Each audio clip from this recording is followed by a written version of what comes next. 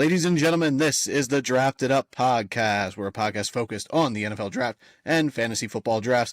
Theo here, Nick there. Today we're giving you not one, not two, but three Couch Scout series as we continue our positional rankings for the upcoming NFL draft. But before we dive on into that, you can follow us over on Twitter at @DraftedUp_pod. You can find us on YouTube, Spotify, Apple. Search the name Drafted Up Podcast. If you struggle finding us over there or anywhere, head on over to the website, linktr.ee/draftedup_pod. All of our links are there for your convenience. You can listen to us wherever you want. Nick, how you doing today, brother? Good, how are you? I'm doing pretty good. As I said, we're doing three rankings today, as we're going to be doing linebackers, interior defensive line, and edge rushers. I'm jam-packed. So excited to talk about the linebackers. Oh, yeah. So excited. Let's quick get it out the way. Yep. Unlike when we did the quarterback tight end episode, where we gave you the goods right off the bat and gave you the option of leaving after the quarterbacks, today we are starting with the linebackers. So you're going to have to sit through this Cheeks class, and then we're going to go to interior, and we're main eventing with the edge rushers. We're giving them their due. Hell yeah. So we're only doing 5 linebackers. 5 linebackers. I am not jumping into 10 linebackers. I struggled with the 5, finding 5 guys that I actually really liked in this class. So let's dive on in. I'm so sorry to be disrespecting the linebackers. They're catching strays over here, but the class is Cheeks. Straight Cheeks. You want to start it off? Yeah, I'll start with my top 5. My number 5 is Trevin Wallace, the linebacker from Kentucky. Number 4, Cedric Gray from North Carolina. Number 3, Peyton Wilson from North Carolina State. Number 2, Edgerrin Cooper from Texas A&M. And number 1, Junior Colson from Michigan. We have the same top 3 different order, and then 4 and 5 are different. I believe, yeah. You didn't say Jeremiah Trotter, right? No. Okay, so then, yeah, 4 and 5 Cement Feet is not in my top 5. He's fine. He is, if you really care to know, Jeremiah Trotter Jr. is my linebacker 6. Oh, that's kind of crazy. He's probably my favorite coverage linebacker in the draft. But 5, I have Tommy Eichenberg from Ohio State. 4, I have Jeremiah Trotter Jr. from Clemson. 3, I have Junior Colson, year 1, from Michigan. 2, I have Peyton Wilson from North Carolina State. And then 1 is Edgerrin Cooper from Texas A&M. My 1 all year. All right. Yeah. I do like the top 3 guys. So as we've been here disrespecting the linebacker class, giving them a hard time, straight bad mouthing, the top 3 are really good. Oh, yeah, no, I agree. I mean, I like Jeremiah Trotter Jr. I think he's going to pan out pretty well. I've been high on him all offseason. Yeah. So I'll start with my number 5, Trevin Wallace. We're going to do it a little bit differently here today because we're going to be discussing 25 guys. Mm-hmm. So we're not going full-on scouting report stuff that we usually do. So it'll just be a little paragraph about everybody, and we can either dive in a little more or just move on. So Trevin Wallace, Kentucky. Trevin Wallace, traits-based projection player, incredibly high motor, relatively productive college career. Captain is a true junior, and he was the heart and soul of the Kentucky defense. Last season, he amassed nearly 80 tackles and had 1 interception. Despite motor and prototypical size-speed combo, he has a missed tackle rate of over 10%. He's a little over-aggressive, leading to poor angles and overall play recognition. His coverage skills need improvement as he was targeted 31 times last year and gave up 28 completions on those targets. He's an absolute project at the next level, but with the right coaching, I think he could be a serviceable weak side linebacker. I think he starts off as a really good special teams kind of guy. He played a little special teams at Kentucky. I ended up with a late 4th, early 5th round grade on Trevin Wallace. Not bad. Yeah, I have him at my linebacker 8. And yeah, what you said, I see a lot of it of. He's a developmental guy I see a lot of. I think he's going to go later in day 3. But your 5 was you want me to Eichenberg? you want me to do my 5? Yeah. I got Tommy Eichenberg, and I don't have much written down besides he's got Akeem for blocking schemes. He's pretty good at play recognition. My bad. Yeah, Hard word. real smart linebacker. Yeah, he's very football IQ, and that's the one thing you really want from a linebacker is them to be able to see the whole field, how it plays out. He'll be all right. I have him around the 4th round, but he's got bloodline too. His brother Liam went to Notre Dame, offensive tackle. I think Liam ended up in Miami. Okay.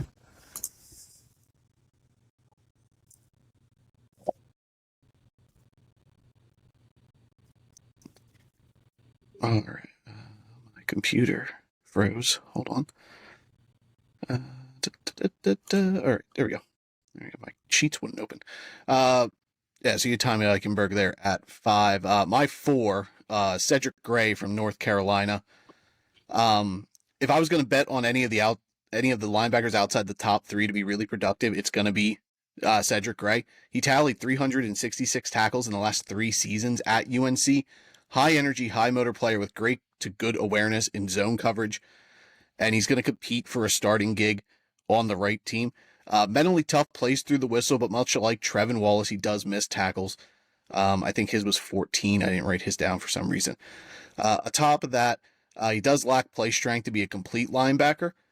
He should be a special teams ace early on, as he had a ton of experience playing on the coverage team at UNC, and he has the upside to develop into a capable starting linebacker. I give him a 4th round grade, a straight 4th. Not bad. Yeah, my 4 was Jeremiah Trotter Jr. from Clemson, talking about bloodline. Football family for sure. He plays well around the line of scrimmage and shows good burst when chasing the quarterback. He can cover sideline to sideline very well, and that really helps him out in the passing game, obviously. He's good when it comes to blitzing. He had 5.5 sacks this year. And he's able to make plays around the quarterback and in the backfield. He isn't the best in the run game, though. He can't really shed linemen off of him. He's not that big. He's only 6 foot 228. Yeah, he's tiny.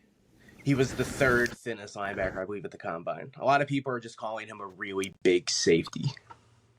But like I said, he doesn't play very physical around the line because of his size. When he does blitz, he tries to run around the linemen instead of just going through them. But it works for him, but it's not going to work well in the NFL. He just needs to work on technique, stuff that's coachable. But I think he's the best coverage linebacker in the draft, though. Yeah, I give him shit. I call him stone feet because he runs so he was smart to not test because it would. He only did the cones. He only ran one running drill. I think he did shuttle. He did one of them. Yeah, he did the 3 cone. And I think he had around the same time as Eichenberg, I believe. Trotter was 7.13. Eichenberg ran a 7.02 at his pro day. Okay, so yeah. So they're relatively close. Yeah, so I mean, he's not the fastest, but he's not Brandon Spikes running a 4.7, 4.8, whatever that guy ran. See, I think 10 years ago, Jeremiah Trotter Jr. would have been a prime prospect, but now with this age in the NFL, linebackers are quicker and they're not as important. I think he kind of phases into the later stage of the draft, and he could be really productive. Like there's always those outliers. Mm-hmm. But I'm banking on upside guys at my 4 and 5 because there's not a lot of that. Yeah, that makes sense. In this my linebacker 4 is a class. guy that I think has a pretty safe floor, as a nice role linebacker, special teams kind of guy. Yeah. All right, let's dive into those top 3. So you had Colson, Cooper, Wilson. Yeah, Colson, Wilson. Well, Colson, Cooper. Wilson, Cooper. Yeah, and then I had Wilson, Cooper, Colson.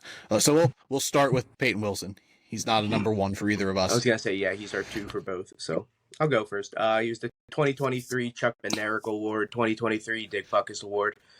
Crazy season. He swept the awards, and he was like the first NC State player to win those awards. Okay. Nice. Had great speed to cover sideline to sideline. He had great recovery speed as well. He can chase down guys field and make plays happen. He's a very solid tackler and has strong hands to help bring down any type of ball carrier. He's quick to read the plays, and his burst makes him react very fast to the ball. He's got a very high football IQ. My knock, though, he's got a very small frame and he tore his ACL 2 years ago or a year ago. So that's definitely making durability questions. Yeah, super athlete. Oh, yeah, great at tested at the gym. So I got here on tape alone, Peyton Wilson's probably the linebacker 1 in this class and could push for a first-round grade. However, his medicals push him down the list for me. He's been fighting injuries since high school, and he has not shaken that bug. He's had double-digit surgeries since high school. It's insane, incredibly concerning. But despite those injuries, his play style and technique transitions well to the next level. Super instinctive, great range, outstanding athlete, plays through the whistle. He's been incredibly productive in his 6 years in college, tallying over 400 tackles. And he, with the injuries, like he has this every play could be my last play mindset, and I love that. He does lack play strength at times due to his frame, and his use of hands to shed blockers instead of his natural athleticism slows him down. But if he stays healthy, he's going to be a really good player in the NFL, and the injuries alone pushed his grade down a bit for me. I ended up with a 3rd-round grade on Peyton Wilson. Yeah, if we do grades, I would put him like a mid to late 2nd, early 3rd kind of guy. Yeah, like I get the Penix thing. We didn't really knock him for his injuries, but he only had 2 knee injuries compared to 10 surgeries that Peyton Wilson has had. And he's been hurt every year. Somebody like Michael Penix has been healthy the last 2 years. So it is alarming, but really, really good football player if you're looking at tape alone. Oh, yeah. If he can stay on the field, I'd love to see it happen. But it's definitely a concern. Yeah, and if he ends up being linebacker 1, like if a team takes him over any of the other guys, I'm not going to be too upset about it. I won't whoa, you could have had Edgerrin Cooper or Junior Colson. Yeah, if he goes in there and clears some teams' medicals and that's not an issue for them, I would assume he's a lot of teams' linebacker 1. Yeah. All right. We'll move to my linebacker 1, your linebacker 2, your linebacker 3, Junior Colson from Michigan. To me, Junior Colson, special prospect, bright spot of the linebacker class in my eyes. I think he has the potential to be one of the league's top middle linebackers. But depending on depth, I think he can also be a really good weak side linebacker as well. I think he projects as an every down guy, right out the gate. I think he can be a starter from day one. He can improve on his playmaking abilities and anticipate better, as he rarely made a play on the ball despite having opportunities. He had 5 pass deflections, no interceptions in his college career. So a little alarming, but he checks nearly every other box. Prototypical size strength combo, and is probably the most sure tackler in the class. I don't think I've seen him miss a single tackle in the handful of games I watched of his. Tough, great leader. I think he has the tools to be a near elite prospect. I ended up with a 2nd-round grade on Junior Colson. Yeah, I've been the mid to late 2nd, around the 3rd. Same spot around Wilson. He's very quick to read plays and act accordingly. He's able to cover multiple positions on the offense, and he's able to stretch sideline to sideline. He's also very quick downfield. No, he's also quick enough to cover downfield, making him a key in the coverage game. He's a very consistent blocker and doesn't miss any type of opportunity he gets. The only thing I found down-wise, he's kind of weak in the run game. He doesn't get very physical, and then he doesn't play downhill. He doesn't run with force downhill. But yeah, I think he's more of a chase you down linebacker. What's up? He's a lot like a chase you down linebacker, not take you on. I did notice that too. I think him and Wilson have around the same grade. I think they're both going to be very good linebackers given the opportunity. All right, let's talk your number 1, Edgerrin Cooper, Texas A&M. You start us off here. Indeed, the way you feel about Colson's how I feel about Cooper. I think he could be a very game-changing type of linebacker in the NFL. He was the AP All-American and a first-team All-SEC this year. He's a phenomenal athlete with great burst. He's got phenomenal arm size, making his ceiling incredibly high. he's able to cover multiple positions. He's very quick and adjust accordingly to read the plays, making him quick to react to coverage. He's also very good in the backfield. He gets to the quarterback. He gets to the running back. He's probably the best playmaker out of the linebackers in the draft. Just his burst to get to the ball is, I love watching this tape, dude. Yeah. So I got down here. Edge Cooper possesses a special kind of speed that most linebackers just don't have. He's probably the best blitzing linebacker in the class. He's racked up 8 sacks this past season. Excuse me, but he isn't just all speed, as he was really physical for the Aggies this year. He's great spatial awareness, and you could really tell that he studies Fred Warner tape because the game kind of translates to that. He does need to work on his patience and discipline. I noticed he had a habit of overshooting and misreading plays, but his athleticism and traits alone make him a really gifted prospect in a relatively weak class. He's got special teams experience, and early on he should excel in that department as he continues to develop into an every down player. I ended up with a late second, early third round grade on Edge Cooper. End of the first round, early second round. I have him ranked. You've been on that boat for a while. But I think he is a first round talent, though. I think his ceiling's so high, dude. I think I don't know. End of the first, I wouldn't bat an eye if one of the top 3 linebackers go. Wilson would surprise me. He's going to be or Cooper going in the first would not surprise me. He's going to be a top 32 guy on your big board. Pretty close, probably. Okay. I think off the top of my head, he's probably like 36. Okay. So yeah, we'll see. We do have our big board episode coming up. Hopefully, we'll do that right before the draft. That'll probably be our last episode before the draft. But so we'll quick touch base. My top 5: Trevin Wallace, Kentucky 5; Cedric Gray, UNC 4; Peyton Wilson, NC State 3; Edrin Cooper, Texas A&M 2; and Junior Colson, Michigan was my linebacker 1. I had Tommy Eichenberg, Ohio State; Jeremiah Trotter Jr. from Clemson; Junior Colson from Michigan; Peyton Wilson from North Carolina State; and then my number 1 linebacker was Edrin Cooper from Texas A&M. There we go. We did it. Linebackers done in 17 minutes. Shout out Steel Chambers. Best name. Best name in the draft, possibly. Steel Chambers? Yeah. Steel Chambers. On, dude. Great name. Very average prospect. But I just wanted to give him a little shout out because that is a high quality name. Pretty bad prospect, if I had to say. Yeah, he'll get drafted. But he was my linebacker 16. Yeah, I have him at 14. So okay. Yeah. Anyway, that's enough linebackers. Yeah, no more. Let's move on to interior defensive linemen here. Originally, before we started talking, I was just like, we probably could talk about top 5 of these guys. But like, the more I looked at the list, I'm like, man, there's a lot of guys on my list. Like, I want to talk about these dudes. Mm-hmm. Like, low key underrated depth in this class. Oh yeah, no, I agree. I think the 6 through even like 11 and 12 guys, I think they're all guys going to make teams, have rotation impact. They're going to be good guys. All right, I started linebackers. You start us off. We'll do 10 through 6, and then we'll do our top 5s. Before we start, did you grade out Brandon Dorless from Oregon as an interior, or did you grade him out as an edge? I did interior. So did I. But cool. I think he can swing both. Yeah. I think he wants to play edge, but yeah. When we get to him, I assume he's in your top 10. He is for sure. I still had him interior though. Okay, so did I. So then it'll line up perfectly.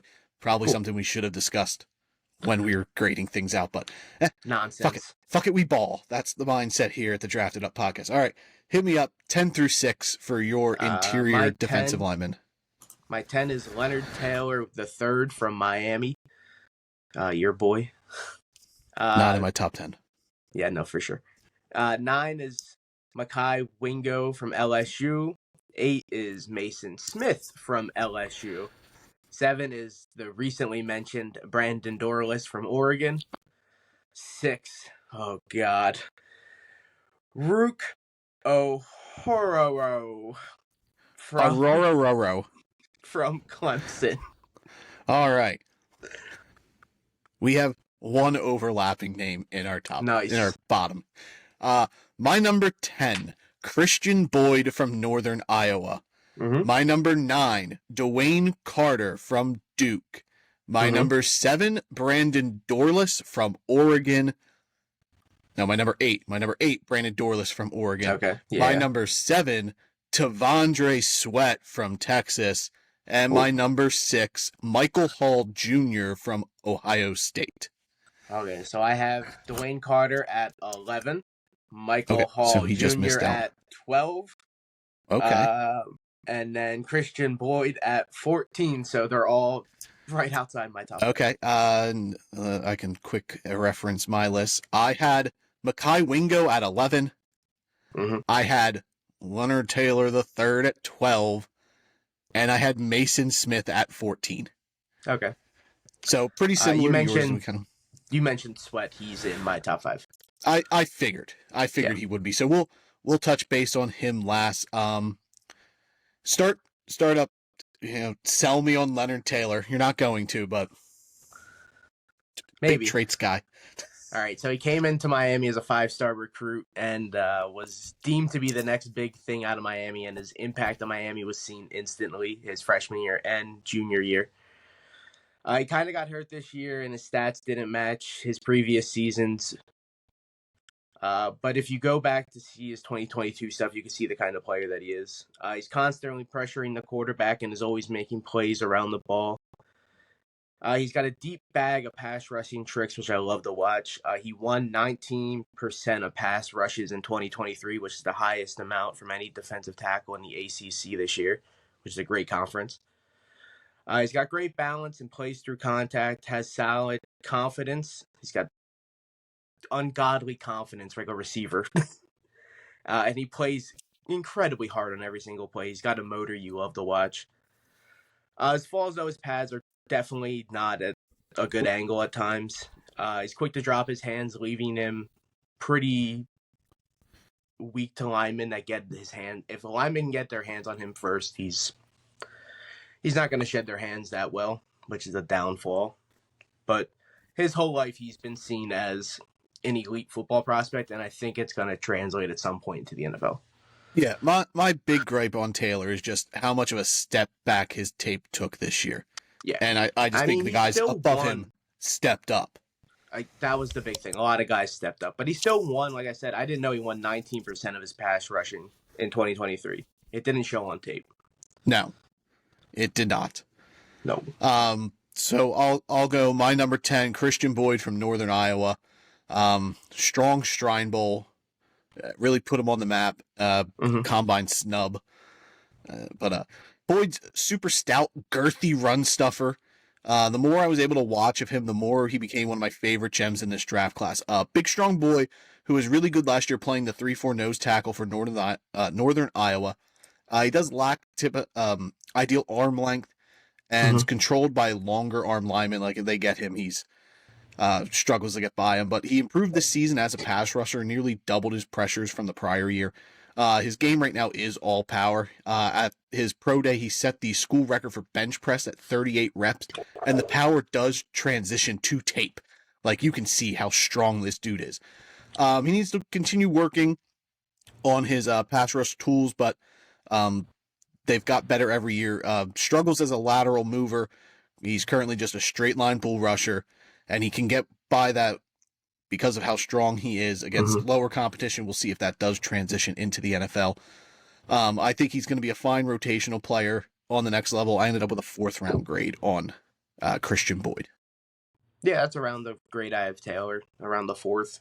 I think it could go in the end of the 3rd based off of previous stuff.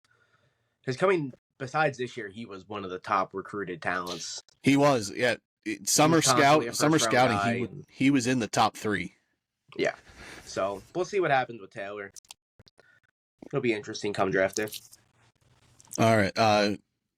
Hit me up. You're number 9. Mekhi Wingo? Yeah. All right. He's got an extremely high motor and is always looking to make plays around the ball. He's got the ability to get in the backfield very, very fast, and it disrupts plays with running backs and quarterbacks. He's got good hands to shed blockers and make an impact in the run game. as well as the passing game. He's also pronounced as an elite kick return blocker. So like kicks. So he blocks kicks, even though he's Oh, only okay. like 6 foot. Huh. But the way he Interesting. sheds linemen, he can get through linemen that fast. Huh. That's an interesting little ditty. Yeah, exactly. That'll be nice for special teams coordinators. He needs to work on every type of technique, run technique, and pass technique. He isn't able to shed double teams like a lot of the defensive tackles in the draft. He can't squeeze through the guys well, which is weird because he's elite on the kicking game. So I don't understand how that works. And he isn't also the best at finishing plays as he disrupts it. So he can get to the backfield, he just can't finish the play, which is why I have Smith slightly above Wingo, because they're almost the same, but Smith can finish the play. All right.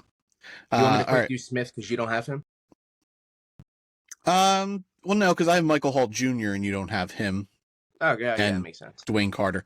So Dwayne Carter's my 9 from Duke. Carter's a power rusher with strong, violent hands. Relatively versatile on the line. This past season, he took snaps as a 3-tech and as an edge rusher. He's another case where his 2022 tape was better than this season. However, and that is a slight concern because he's an older prospect, so you don't want to see someone who's older kind of step back. He'll be 24 for his rookie season. His game does, however, translate to the NFL. I think he's going to be a good rotational piece with potential starting upside. Really smart, really strong, high active player. NFL teams are going to love his work ethic and off-field stuff. His 2022 stuff I watched, I would have netted him a 2nd-round grade, but factoring in his tape from this year, I ended up with a late 3rd, early 4th-round grade for Dwayne Carter. Yeah, I like Carter a lot as well. But yeah, before we were just gonna do 5 or 7 the interior guys. I know we were talking now let's just do 10 because there's even more than 10 that are just worth talking about. And I'm glad that our back ends are all different. Yeah, because a lot of times our lists usually at least line up with players that we have, and they're just different orders. But it looks like we got some different names here, so it's nice to talk about some different guys. Who'd you have next? I had Mason Smith, the other LSU interior. Right. Yeah, let's talk up Mason Smith. Like Leonard Taylor, he came into college as a 5-star prospect, so you love to see that. He's got an incredible first step and very impressive quickness for an interior. He's shown the ability to slide across the line and play interior and a little bit outside to make an impact on multiple spots. He's got great arm size and very, very strong hands to move offensive linemen around. He can make plays in the backfield, and that's what you love to see. He's very solid in the pass rush game.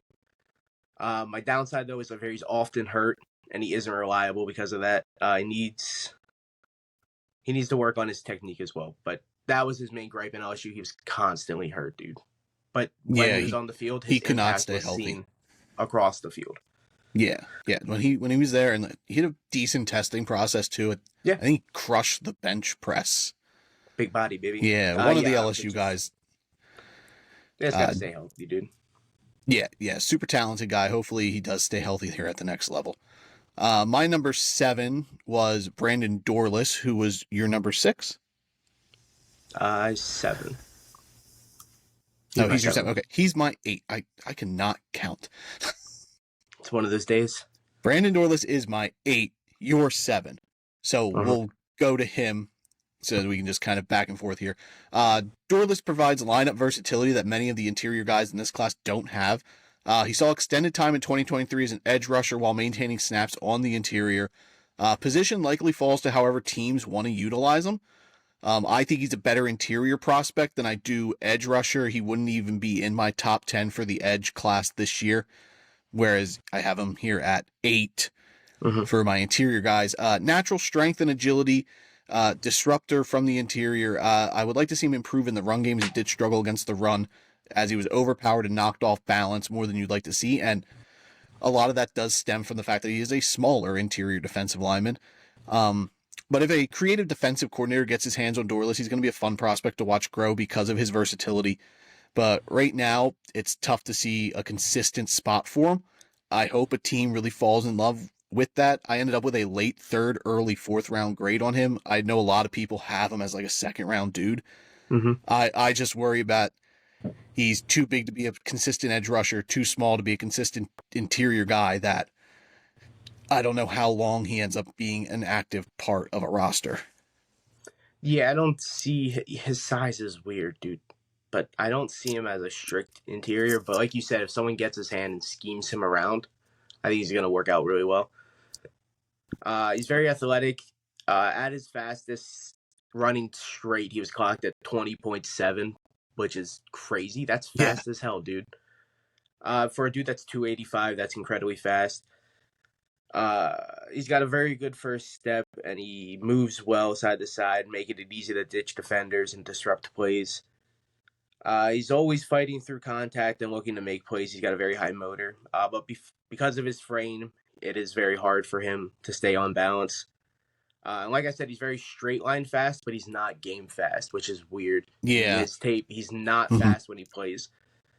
Like he can disrupt plays though, but I don't know. He'll be fine. Schemed around. We'll talk about a guy once we get to the edge class who's very similar to Brandon Dorless, but he fits the edge position a little better despite being the same size. Well, that's what we in the biz like to call a teaser, folks. So he was your 7, my 8. My 7's T'Vondre Sweat, who you have in your top 5.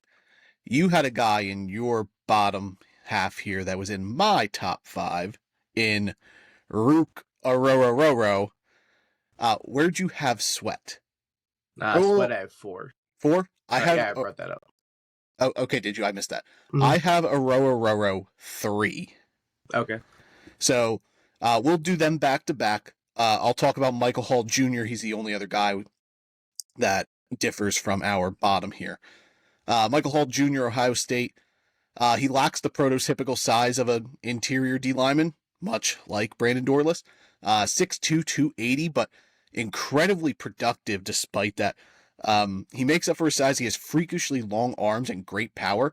He's got really good twitch and initial burst, and he keeps defenders guessing.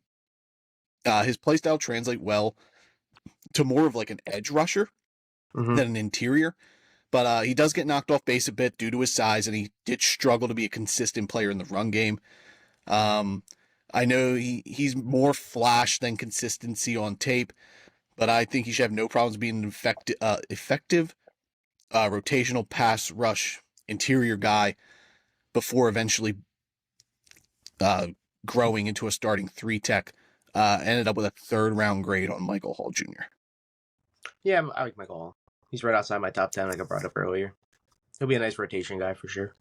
All right. So Sweat and Arorororo. Do we just want to list our top 5 and then talk Sweat, Arorororo, and then the rest of them? Yeah, that's fine. All right. Who's your top 5?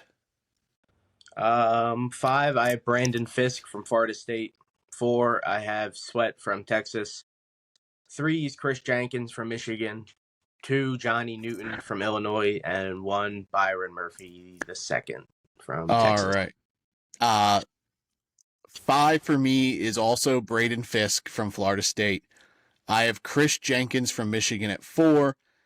The aforementioned Rook Arorororo from Clemson at 3. I have Byron Murphy II from Texas at 2. And then Jerzon Johnny Newton from Illinois is my interior defensive lineman 1. Nice. All right. So let's talk T'Vondre Sweat. Big body, baby. Yeah. I'll go first because I got him lower. Yeah. Sweat's a mountain of a man. Athletic freak standing in at 6'4" and tipping the scales at 366 pounds, allegedly. His tape as a player looks great. He possesses a work in he's a work in progress as a pass rusher, but was a constant threat in the backfield as a run stuffer, which makes sense when you're that big. On film alone, Sweat's a top 50 prospect, but his conditioning and off the field antics dropped him down for me. He needs to continue to work on his conditioning as he was in a heavy rotation at Texas. Like he only played like 38% of the snaps. And then like he didn't weigh in. That's a Senior Bowl. A lot of scouts say he was playing at 380 pounds at Texas. And then he's a known party guy and apparently told teams he was putting that behind him, yet somewhat recently. He was arrested for a DWI, so it wouldn't be surprised if Sweat is actually pulled from some teams' boards based off those flaws. So taking in film and his off-field and conditioning, I ended up with a 3rd-round grade on T'Vondre Sweat. Like I'm one that I do worry about that stuff for him. Mm-hmm. Probably more than you do, because you have him in your top 5. I do, yeah. His flaws are the 2 things I have listed, that he won't be able to play 60% of the snaps. You'll be lucky if he can get 50 because of his size. And then his off-field issues are obviously a huge problem. But he is a huge body, big boy. He's amazing as a run defender, which you brought up. He takes up too much space on the defensive line. He shows amazing body strength. He's able to move grown men with ease. And he has a surprisingly very good step for a dude he's not 360, dude. He's 380 pounds, bro. Yeah. That guy is huge. Allegedly 360. Yeah, exactly. And he's an unbelievable play in the backfield. He can stop the running game with unbelievable ease. Very Vince Wilfork-like based off size. But like I said, he's not going to play on the upside as 50% of plays. Yeah. Way better pass rusher than Vince Wilfork, though. Like, it's crazy, like, how like he can develop into, like, a legitimate pass rusher at his side. Like, crazy athlete. His tape's great. Like, I loved his tape, but I can't ignore that other stuff. Yeah. And that's my problem with him. Like, I could have easily put him in my top 3. That's how good he is. If you're just looking at his tape, I'm just really worried about his conditioning and his off-the-field stuff continuing to be a problem. Yeah, those 2 things are the reason he's not above Chris Jenkins in my list, because Chris Jenkins is so safe. He's such a good IQ. He knows what he's doing. He's not going to fuck up, whereas Sweat is red flags. Yeah, it's kind of like Danny Shelton a few years ago, a lot of years ago at this point. Like, he had some conditioning issues, and he was large. And it worked out against him, and he fizzled out of the league. But then you have somebody like Vita Vea, who's also humongous, and he's put in the work to better his conditioning. And so if T'Vondre Sweat can get that work ethic and do it, he's a freak. He's going to be an incredible player. Exactly. It's a lot of what if for him there that I do worry. I also worry about the off field partying, because who knows? Red flags for sure. Who knows once you get money if that's gonna get any better, but I hope it does, because he's so fun to watch. Exactly. It can go either way when you give a 20-year-old millions of dollars. But hopefully he gets his shit together and he can pan out, because he could easily be one of the top defensive linemen if he gets his shit together. So here we go. I'll talk Rook Roro. He was your number 6? 6. All right, he's my number 3. Roro, one of my favorite prospects in the class. Great lateral movement for an interior defensive lineman. It makes him a force in the running game and allows him to play anywhere on the line. He's got great line versatility. Pass rush skills do need further development. He's an able pass rusher. He just lacks the proper technique. He relies more on his athleticism than he does any sort of technical moves, hindering his potential as an interior pass rusher. He's still really young in his development as a player. He didn't start playing organized football till he was a junior in high school. If he could continue to develop his technique as a pass rusher, he could be a guy we're talking about a decade from now as one of the better interior defensive linemen in the league. Tape and upside included, I ended up grading Roro out as a straight 2nd-round prospect. Yeah, like I have a lot of that. I'm really buying into his upside. His ceiling is through the roof, dude. His ceiling's crazy, dude. He's got a great frame. He's got a good combo of athleticism and power. And he loves the game of football, and it shows with how he plays. He's very powerful at the attack and is able to make plays around the ball. He's very raw, and he's only been playing football since, like you said, junior. But you can see it in his game that he's got all the skills. He just needs to be polished, which is all coaching. So he falls in the right system, he's going to flourish. He's going to be good. Yeah. All right, let's move on to our number 5, our consensus number 5. We both had him here. Braden Fisk from Florida State. Indeed. I'll start us out here. Fisk had an outstanding pre-draft process. Great Senior Bowl practice. Like, he actually ended up practicing for the one Senior Bowl team, and the other team had players drop out, and he had to play for the other team on no practice, not even knowing the players there, and he killed it. He had a record-setting combine. He did great on his testing there, which really put him on the map as one of the more unique prospects at this position. Despite the combine performance, though, he does lack ideal measurements for his position. Below average arm length. He gets knocked off or removed from plays by stronger linemen. His inconsistencies in the run game, but he should be a fine rotational 3-tech right off the bat, as he's incredibly aggressive. If he can shore up his technique, he's got the twitchiness and pass rush skill to be an impactful starter in the future. I end up with a 3rd-round grade for Fisk. Yeah, it's about where I have Fisk. He's had an amazing combine, and he's checked every pre-draft box that he's needed to check. He's a great combo of power and speed, and it was full display on at the combine. He's extremely quick off the ball and has a good set of pass rushing tools to disrupt plays in the backfield. He's a very high motor and willing to scrap. He does struggle with pad height, knocking him off balance a lot, and you brought up his arm size is not ideal. He's got very tiny arms, sticking him on the inside because he can't really get around tackles well. But I'm fine with him on the inside. He's a freak, dude. Yeah, really, really good athlete. Mm-hmm. Like he's one of the few guys I didn't see like anything of until after testing. Like I just didn't get to him, and then he is a transfer too. I forget where he transferred. He transferred from a smaller school, but like he was absolutely dominant at that school. Like if you can find anything from there, absolute machine.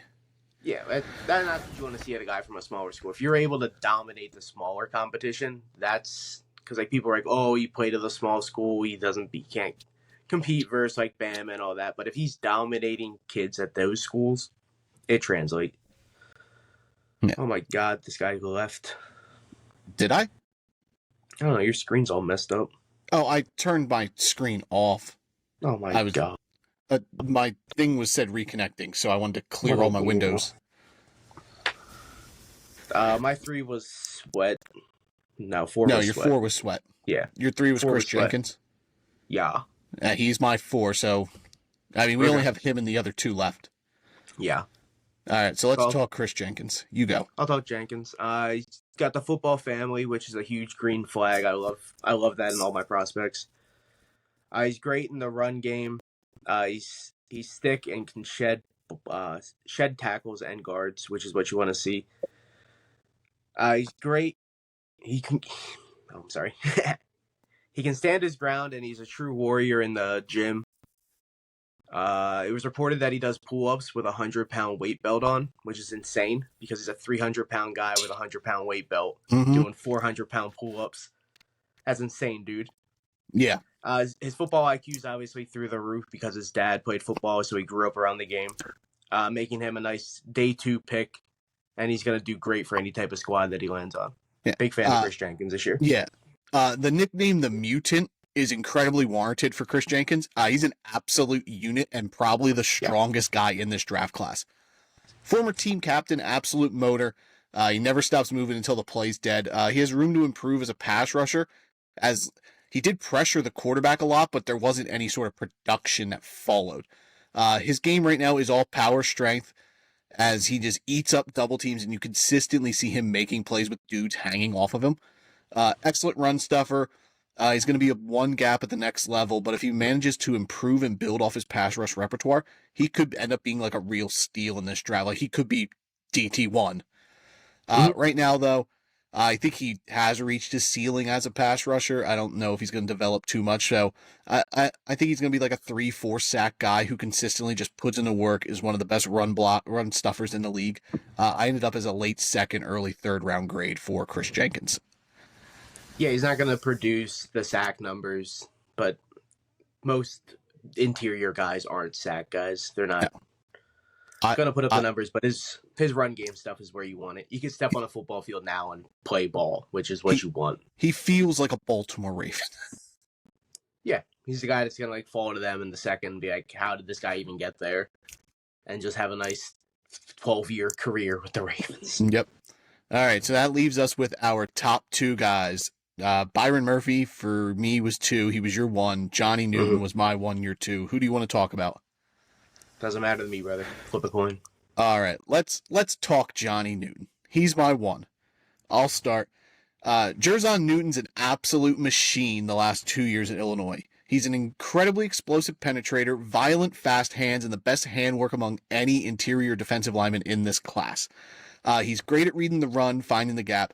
No interior defensive player created more pressures the last 2 seasons than Johnny Newton did. He does lack ideal size, and he plays a little light. And you could see him get sucked up by linemen, but he makes up for that with leverage and his ability to shed blocks. If you ignore the measurables and focus on his tape alone, he's far and away the best interior guy in this class.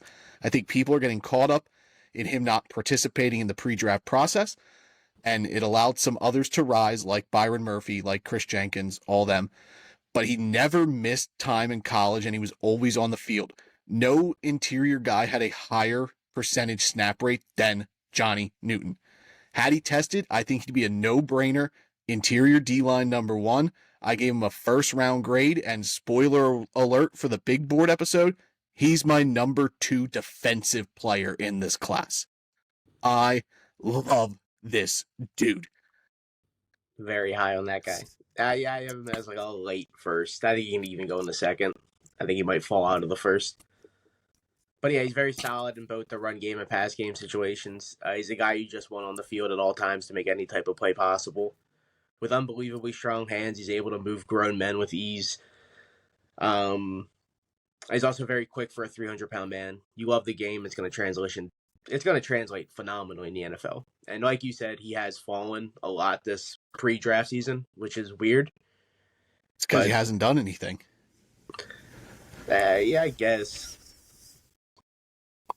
But yeah, no, he'll be fine. He's going to be fine. All right. Let's move on to Byron Murphy. He's my interior 2. Murphy, Indeed. Quick twitch, explosive, powerful, undersized prospect. He packs a punch with his burst and ability to disrupt in the backfield. However, he tends to be a little over-aggressive at times, and he leaves sacks on the field due to his lack of length. There's some concerns that he benefited from playing in such a heavy rotation, as well as playing alongside Tavondre Sweat, but he has so much potential to grow as a pass rusher. If he can continue to develop his arsenal, he's really just like a 2-move guy at this point. And he's already an established good run player. I think he could be a top-level dude. His unique combo of twitch, power, leverage makes up for his lack of size, and I did end up with a straight first-round grade on Byron Murphy. Yeah, no, I think Murphy's going to end up going in the first, and in my eyes, he's going to be interior 1. He's an elite athletic freak. He's a true warrior in the weight room, setting multiple teams' best this offseason in the weight room. He outlifted everyone. The coach had to shut him down, saying he probably could have added another 45, 55 pounds onto the weight bar, and he would have been fine outlifting everyone. He's a true dog. He's got an amazing first step, great quickness, the ability to be in the backfield in the blink of an eye. He's got an incredible high motor, someone that won't stop until the play's truly over. And I think he's going to make an instant defense better. It doesn't matter what defense he goes on, he's going to be an impact player for years to come. I agree. I think him and Johnny Newton are going to be really good, like, safe prospects. I love them both. I'm really high on Newton, obviously. But, like, going through this whole thing, like, I ended up, like, I loved Aurora Roro. I like Chris Jenkins. Like, this underrated deep class, like I said when we started. Like, we ended up spending... I'm very high on Chris Jenkins. I think Chris Jenkins is going to be a very good football player. Yeah, we ended up spending a little more time than I thought we would on interior guys as we approach the 50-minute mark. So this is going to be a long episode, guys. Sorry, but hey, you can get a little bit extra from us. Let's go into our edge rushers. Hit me up with your 10 through 6. Edge rushers. 10. I have Mo Kamara from Colorado State. 9. Marshawn Nealon from Western Michigan. 8. Adelis Isaac from Penn State. 7. Braylon Trice from Washington. 6. Chris Braswell from Alabama. All right. So Chris Braswell, he's my 10 from Alabama. Okay. My 9 is Braylon Trice from Washington. My 8 is Jonah Ellis from Utah. My 6 is Darius Robinson from... Well, my 7 is Darius Robinson from Missouri. My 6 is Marshawn Nealon from Western Michigan. Okay. I have Jonah Ellis at 11. He's my one out. Oh, didn't make your top 10. No, did not make my top. That means, are we going to... Okay, Mo Kamara did not make my top 10. He's my 12. Okay. He might be my 11. So Mo Kamara was your 10. Talk him up. Yeah. Let me go to the scouting reports. He's elite speed, and he's a freak athlete. His first step is breathtaking. He's got a bag in his pass rushing tools, and he's got amazing hands to keep linemen off his body. He's got great college production with 45.5 tackles for loss and 35.5 sacks in his career. He was the Mountain West Defensive Player of the Year in 2023 and a first-team All-Mountain West honors. He doesn't have the best size, only at 6'1", 250, so he's not going to be able to get as physical as you want. Mm-hmm. And then he gets over-aggressive at points, and he really shoots his assignments, and he misses tackles at some points, which is his downfalls. But I think Mo Kamara has an incredible high ceiling where he could be one of the best edge guys in the draft. Yeah, I know you're big on him. I also notice there's a lot of kind of like undersized linemen, whether in height or weight, which is where we get with Jonah Ellis. He's my 8. I'll talk about him now. Unfortunately for Ellis, he tore his labrum, shortening his 2023 season. He still ended up finishing with 12 sacks this year, and it has kept him from participating in the pre-draft process. He likely slips under the radar due to that, but his tape's a fun watch. Got a great inside spin move, fast hands, and his arsenal has improved as he continues to develop as a pass rusher, as he was a linebacker in high school, transitioned to be an edge rusher at college. Nonstop motor helps make up for his deficiencies as a player. He does lack ideal length, and you worry about his play strength at the next level. But his motor and his growing pass rush skill set leads to a high upside prospect. I ended up with a late second, early third round grade for Jonah Ellis. Yeah, he was right outside my 10. He was 11. He was actually one of the guys I wanted to just bring up because I didn't have my top 10. So I was like, we need to just bring up Jonah Ellis at some point for honors. So I'm glad you have him. I got him. I'm all in on Jonah Ellis here. Who was your 9? My 9 was Marshawn Nealon. Okay, he's my 6. So we'll talk Nealon. I'll start here because I got him higher. Like I said, Marshawn Nealon, he's my number 6. He's been one of my biggest risers throughout the process. Every time I watch, I find something I like more and more about his game. Still incredibly raw as a player, but he's improved every year, and he destroyed competition at Western Michigan, which you want to see because it's a smaller school. Long frame, great hands, but as mentioned, really raw as a pass rusher and player in general. So he does get kind of lost in the shuffle when seeing double teams. He does lack flexibility and can be a bit frantic at times. He's one of the few guys that I'm actually ranking more based off future prospects than what I've seen on tape or on a stat sheet. I think Nealon possesses the ability to be one of the better edge rushers in this class, and I ended up with a straight second round grade on him. Yeah, no, I like Nealon a lot. He's got the ability to move linemen backwards and disrupt the pocket for the quarterback. He keeps his pads at a perfect, nice level, keeping him balanced. He's constantly see him running through the ball carrier, which is awesome. And the play isn't over until it's over for him. He's got a very high energy. I seen that he needed to work on his hands a little bit. And then that he isn't the best, like, explosive athlete, which isn't a downside when you're that strong. Yeah, he's a little bigger, too, as a prospect. Yeah, he's a power athlete, which you love to see. He just needs to sharpen up some technique, which he'll get. He'll be fine. He's coachable. All right. So my 9 was Braylon Trice. Okay. I know you had him in your bottom half. 7? So good transition here. Yeah. Trice was an absolute disruptor at Washington, leading the nation in pressures the last 2 seasons with 70+ each year. He's got a quick first step, violent hands to abuse blockers. High motor player, warrants his nickname of the Enforcer. He does lack ideal speed as a pass rusher and tends to get kind of caught up in blocks in the run game, leading him to be late on the play. He can improve as a force in the run game, and his frame doesn't really allow for him to have much bend, so it limits his upside as a pass rusher. However, he's got great effort, and the motor's always running, and that kind of impact will always net him a spot on a roster. I ended up with a 3rd round grade for Braylon Trice. Yeah, Trice is awesome at attacking the linemen. He's great at also shedding blocks, which you love to see.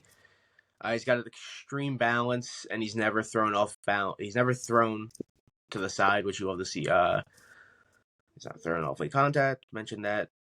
He isn't the best tackler. I noticed that. He doesn't secure tackles that well. And he isn't a true athlete, which isn't a huge red flag when you find like that. And he's one of the few guys that I noticed that isn't quick off the ball. A lot of the guys in this draft are extremely first step friendly. I didn't find that he's quick off the ball. You didn't like his first step? I really liked his first step. Yeah, no, I didn't like his first step. He's one of the few guys I noticed that, like, I don't know. Okay. All an eye test, yeah. I noticed that I didn't like his first step compared to probably everyone in the top 10. I would say he's the worst in my eyes. Okay. Well, Nealon, I guess, power guy, but yeah. All right, so you had him at 7. Yeah.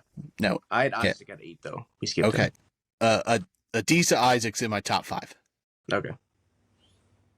I have him at 8, so we'll wait. So yeah, we'll save him for last. So let's do Chris Braswell. He was your 6. Yeah. Braswell's my 10. Yeah, I know you don't like him. I don't. So I'll go. He's a freak, like an absolute freak. He squats 700 plus pounds, and the power does show up on tape. He's got a quick jump off the line. His ability to power through to create pressure is evident. Got good power, speed, explosiveness. It's already like NFL caliber. Incredibly raw, though, elsewise as a pass rusher and player in general. He tends to be a little stiff, struggles to turn the corner. He struggles against bigger offensive tackles because he's a little smaller. On top of developing his pass rush repertoire, he needs to become a bit more disciplined, as he had a few late hits and he was even ejected once this season for targeting. Really raw talent. Ability to convert speed to power is a great start point for him to be a rotational guy who could develop into something special. The traits are there. It's just I'm a little worried about him developing because of his size.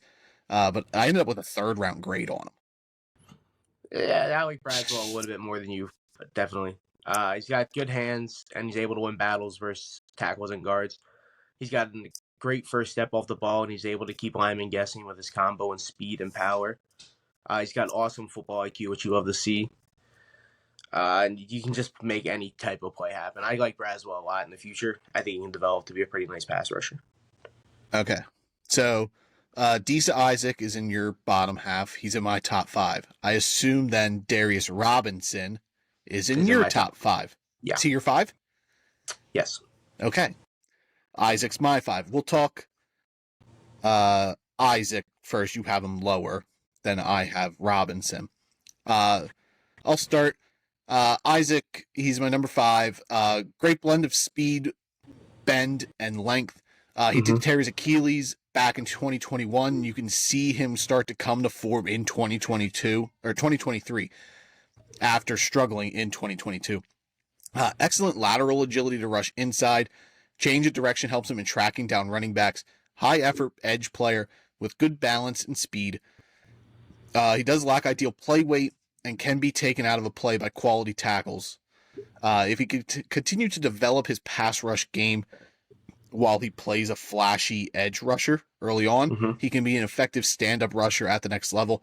I ended up with a 2nd round grade on him. I think he's got great upside. I like his repertoire. I think he's only getting better, and you can really see the Achilles injury. He's finally to form, and I think he's just only gonna get better. Yeah, he's got nice versatility as a pass rusher. Very effective in multiple formations, which you love to see. He's got very smooth techniques and has the frame that will transition well into the NFL. Combine that with dog mentality and good football IQ, he'll be fine. I like him a lot. I like Isaac. All right. I like everyone in my top 10. I think they're all going to pan out to be. There's a lot of good edge rushers in this draft. Yeah, really deep class. Mm-hmm. So let's then go to Darius Robinson. You had him at 5. Yeah. I had him at 6, 7. So you could start here on Robinson. You're higher. Shows great power. He's able to move linemen with ease. He's constantly disturbing the play in the backfield and sidelines. He's quick to get the lineman hands off his body, which you love, and he can pressure the quarterback. Yeah, he can pressure the quarterback very well. Robinson's a guy that can also slide around the line, which is nice. He's got good versatility. I think he's going to translation pretty well into the NFL with pretty good ease as well. I do have him pretty high. I do know that I'm in my top 5. Most people have him in the bottom half of their 10. But I'm banking on the future for Robinson here. Yeah. So Darius Robinson was the guy I was referencing when we were talking about Brandon Dorless. Oh, okay. Yeah. Because they're built similar. He slides around. Yeah. Yeah. But Robinson struggled as an interior guy, where he thrived as an edge this year. Mm-hmm. So testing process hasn't been great for him. Before the 2023 season, Robinson was mostly an interior guy, where he didn't see a lot of success at Missouri. He switched over to edge, and his game translated a lot better. Like I said, testing wise, like it wasn't good. Like he had a good Senior Bowl, but like his combine was not good, and people were like, "Well, he's an edge rusher. Why is he running so slow?" But he's a power edge. Yeah, and his tape is really good. Incredible bull rush technique that pushes offensive tackles back into the lap of the quarterback. Strength profile will keep him in the league for a handful of years at worst as a rotational guy. Arm length makes him a force in the run game, but he can get a bit late off the snap, leading to missed tackles and opportunities. He does need to develop a little bit more technique, as he is a bit stiff and doesn't bend well, but that's to be expected with a guy his size. Not much room for him to open up his pass rush arsenal due to his size, like I said, but his ability to wear down blockers and create plays in the backfield is going to come a long way. I ended up with a 2nd-round grade on Darius Robinson. Yeah, I think Robinson's going to be a mid-second, even a late first kind of guy. I think he'll fall in the first. Yeah, I think there's a lot of teams that could see his ability and be like, we'll snag it for our line, like the Niners, the Ravens, teams like that. Yeah, so like Robinson, Nealon, Isaac, my 7, 6, and 5, all 2nd-round grades. I could have rotated them in any order, and like I have them all pretty close together in my board as well. So you had Robinson 5, I had Isaac 5. Who's your top 4? My 4 is Chop Robinson, Penn State. 3, Jared Verse from Florida State.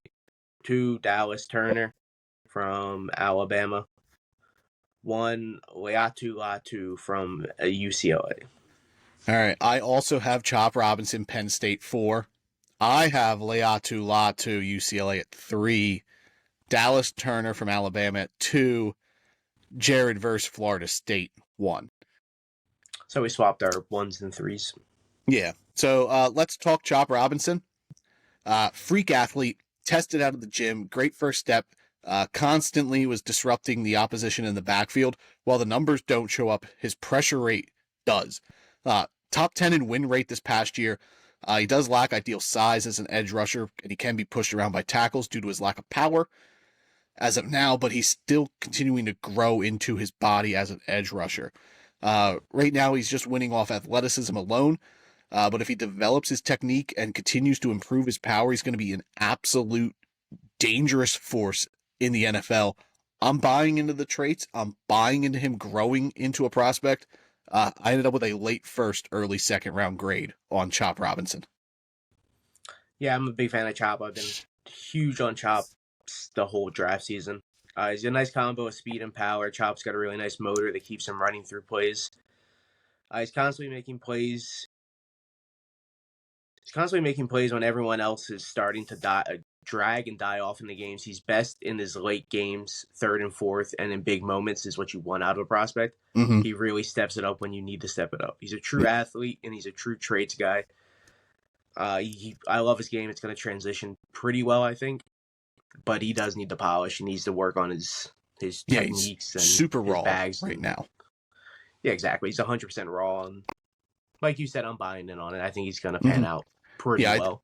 I think if he gets to a team where he can be the situational pass rusher early on and develop, I think he's going to be lights out. Sort of like how the Vikings treated Danielle Hunter. He was a, just situational guy and then eventually became the starter and he blew up. Yeah, no, I definitely agree that if he could sit a year or 2 rotation and really just step it up. But I do also think there's a chance that Chop this doesn't work. Yeah, he's probably the biggest 5 guys. Boom bust guy. Yeah, he's a very boomer bust compared to the top 5, even 6 guys. Let's talk about our number 2, Dallas Turner, and then we'll save Lot 2 and Verse for the end. Dallas Turner, Alabama. He probably has the highest ceiling in my eyes of any of the edge rushers in this draft. But with that does come the risk that he's a flash in the pan type player. He's still growing into his frame, so bulking isn't really going to be an issue for him. He does need to work on his snap anticipation as he was drawn off sides 3 times this past year. But this dude he's just an athletic freak with insane burst and flexibility. He might have the best bend amongst anybody in the class. Like his cone drill at the combine was a sight to see. It was beautiful. His pass rush arsenal is growing, and he does have the strength to drive tackles back into the quarterback. High motor guy with great burst, and the power speed combo you look for in a prospect. He also has a pretty dope nickname. It's like slap chop Dal or something like that, because he's got like a great stab. It's stab. He's got a great stab move. I ended up easy first round grade for Dallas Turner. 100% first round grade. He's an incredible athlete with an amazing first step off the line. He's extremely flexible and able to get low around linemen. He's got a great arm size. His game's going to transition very well. He's going to be an amazing pro. Turner could arguably go top 10. I think he might end up being the first defensive end taken. Yeah, he could be the first defensive guy off the board. Player. Oh, yeah, for sure. There's a good chance he is. And that's all based off ceiling for sure. That's how high his ceiling is. Mm-hmm. He's a Bama guy. You see it. He plays that way. He'll be a good pro. It's Stab Club Dal. I looked it up. Crazy nickname. Yeah. All right. Well, you do your one this time because I did Johnny Newton first. So let's talk Laiatu Latu from UCLA. That sounds good. In my eyes, he's the most polished pass rusher in the NFL draft this year. He could step onto the NFL field tomorrow and perform without any type of hiccup. He's quick off the line. He continues. I don't know. I don't even know what I wrote here. I switch it up. I'm hearing myself in my ears throwing me off. I'm reading these things different now. I switched up too much in one episode. It's going to misery. He's quick off the line. He's constant with power, and he moves grown men with speed and power, which you want. He seems to dominate the interior line as well, so he's quick around guards, tackles, and centers. He kicks out to the outside nice. He's got arms to get around guards, tackles. I already mentioned that. He did medically retire a few years ago, which is that's my only concern for him. He medically retired due to a neck injury. Mm-hmm. Since has been cleared by multiple doctors, has not been an issue. And he's continued to dominate. Yeah. That was my one thing. If he could get through the combine without any type of medical red flag, which he did, he might be my top defensive player in the draft. Yeah. He's worked his tail off to get back to the game. Latu is the deepest and most impressive catalog as a pass rusher in this draft class. Incredibly crafty, flexible, and like his pass rush arsenal is deep. Like, and he's got all the nuances. Like, he loves to focus on bettering every part of his game. He's got tons of energy. Plays like every snap is his last. That does bring up his medicals. He was forced to medically retire, like you said, but since getting to UCLA, he didn't miss a game. Mm-hmm. He's aware, able to drop back into zone coverage and make plays. He had 2 interceptions this past year. He does need some work on his run defense, which is when his lack of length is a little noticeable. If he doesn't have the injury, he's my edge 1 and a top 10 player in the draft on the board. But despite that, I still ended up with a first round grade on Laiatu Latu. Yeah, no, I hope he ends up going 1. I would assume he's going to be off some boards, possibly. Based off of I'm sure happened. He will, because that's just NFL loves, and they also love buying into like upside traits guys, and he's closer to his ceiling than a lot of other guys. Oh yeah, definitely. Yeah, all right, that leaves Jared Verse. He's my 1, Florida State. Verse possesses heavy hitting hands and a quick burst off the line. You can see the track background on tape when he jumps off the line. Like his burst. His hands are already at an NFL level, and his relentless energy and ability lends him to possibly having the highest floor in this draft class. He could be a bit too aggressive at times, does miss tackles and overshoot the pocket, and his pass rush arsenal is still developing. But he possesses great contact balance and work ethic that's unmatched. I'm confident in the first round grade and confident with Verse as my edge 1. Yeah, the 1, 2, and 3 in the draft, you can switch them out any type of way you want. So having Verse 1 is no bat to the eye in my eyes. He's got very smooth techniques, has nice flexibility to get lower than most linemen. He's also got very powerful hands, which you like. He gets his hands on linemen very quick. He loves hitting the gym, and you can see it in the way that he plays the game as well. Jared Verse is definitely going to end up being a very solid defensive end for years to come. Yeah, ultimate team guy too. When he transferred from Buffalo to Florida State, he actually like called all the Florida State like defensive linemen and said, "Hey, I'm not coming here to take your job. Like, I'm just coming here to, be a better football player." Hell yeah. Like, yeah. So there we got it. Top 10 edge rushers. I'll quick go over mine. 10, I had Chris Braswell, Alabama. 9, Braylon Trice, Washington. 8, Jonah Ellis, Utah. 7, Darius Robinson, Missouri. 6, Marshawn Nealon, Western Michigan. Adisa Isaac, Penn State at 5. Chop Robinson, Penn State at 4. Laiatu Latu, UCLA at 3. Dallas Turner, Alabama at 2. Jared Verse, Florida State at 1. I had Mo Kamara, Colorado State at 10. Marshawn Nealon from Western Michigan at 9. Adisa Isaac from Penn State at 8. Braylon Trice from Washington at 7. Chris Braswell at 6 from Alabama. Top 5, Darius Robinson from Mizzou.